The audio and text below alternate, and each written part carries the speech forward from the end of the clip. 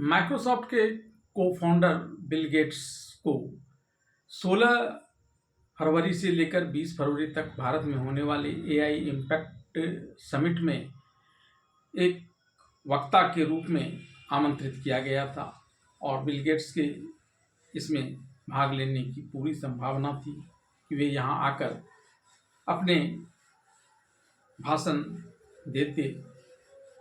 लेकिन इससे पहले ही गोदी मीडिया को छोड़कर सोशल मीडिया पर बड़े पैमाने पर इस बात की आलोचना होने लगी कि इस बिल गेट्स को भारत के नरेंद्र मोदी की सरकार के द्वारा आमंत्रित किए जाने की वजह से एलन मस्क और नेविडा के सीईओ वान इसमें हिस्सेदारी नहीं ले रहे हैं। हालांकि उन्होंने कोई स्पष्ट कारण इसके लिए नहीं बताया, लेकिन असली वजह यही थी कि इसमें बिल गेट्स को एक प्रखर वक्ता के रूप में आमंत्रित मोदी सरकार के द्वारा किया गया था।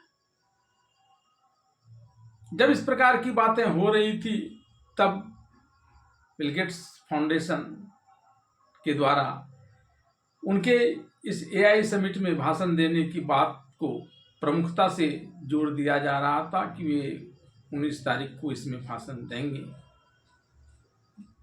बिल गेट्स इस समय भारत के ही दौरे पर हैं और एक तरह से कहिए तो वे भारत सरकार को मुँह चिढ़ा रहे थे, जबकि उनको लेकर काफ़ी आलोचना हो रही थी जब से एप्स्टीन फाइल में उनका नाम जुड़ा है। कहने को तो बिल गेट्स फाउंडेशन परोपकार के कामों में दुनिया भर के कई देशों में अपना कार्य करता है, भारत भी उसमें से एक है। लेकिन इस परोपकारी काम के पीछे उनके अपने हथकंडे हैं। ये विभिन्न देशों के बीच एक मध्यस्थ की भूमिका कई मामलों में निभाते हैं।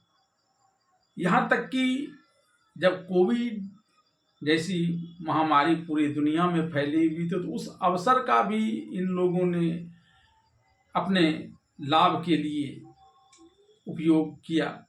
अपने पहुंच के बल पर WHO से कुछ दवा कंपनियों के शेयर को खरीदकर सिर्फ उसी की दवा को दुनिया भर के बाजारों में बेचने की बात अनिवार्य करवा दी और कमाई की। और अब जब एप्स्टीन फाइल में उनका नाम आया है और नाम सिर्फ किसी व्यापारिक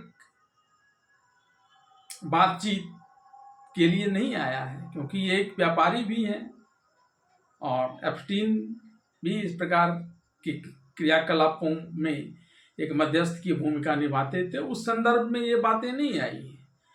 उनकी मृत्यु के पश्चात जब अमेरिका में एप्स्टीन फाइल खुला तो बिल गेट्स को लेकर कई चौंकाने वाले बातें सामने आई, जिसमें उनका रूस की लड़कियों से अवैध संबंध और फिर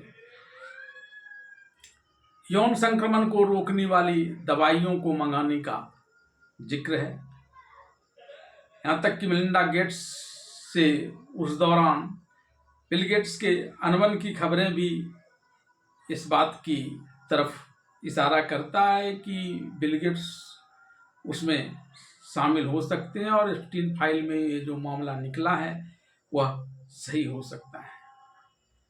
हालांकि बिल गेट्स का संस्थान इस बात को नहीं मानता है और वह इससे इनकार करता है, लेकिन ये तो ईमेल भेजे गए हैं जिसके प्रमाण पक्के होते हैं और ये पहले भेजे जा चुके हैं। इसमें किसी प्रकार की अब हेरा फेरी हो नहीं सकती है और बहुत संभव है कि बिल गेट्स अपने ऊपर लगने वाले इस धब्बे को अपने प्रभाव का उपयोग करते हुए किसी दूसरे रूप में परिवर्तित कर दें। लेकिन अभी जो यह एआई समिट भारत में हो रहा है, जिसमें दुनिया भर के देशों के प्रतिनिधियों ने हिस्सा लिया है।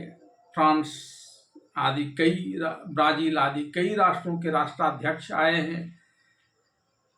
ब्रिटेन जैसे देश के पूर्व प्रधानमंत्री ऋषि सुनक आए हैं। उसमें अगर बिल गेट्स आ जाते तो बड़ी बदनामी इस AI समिट की होती। एक नुकसान जो एलन मस्क और नविदा के CEO वान के नहीं आने से हुई वह तो हो चुकी है, और बड़ा इसकी बदनामी संभव थी। हालांकि मोदी ने वक्त रहते अपनी गलती सुधार ली और वक्ताओं की सूची में से बिल गेट्स का नाम हटाकर बाहर कर दिया, यानी बिल गेट्स को AI समिट में बोलने का मौका नहीं मिला। कम से कम यह एक बड़ी बात है। और यहाँ प्रधानमंत्री नरेंद्र मोदी के नेतृत्व वाली सरकार ने अगर अपना पैर पीछे खींचा है तो वे पीछे नहीं आए हैं, बल्कि देश को एक कदम आगे ही बढ़ाया है।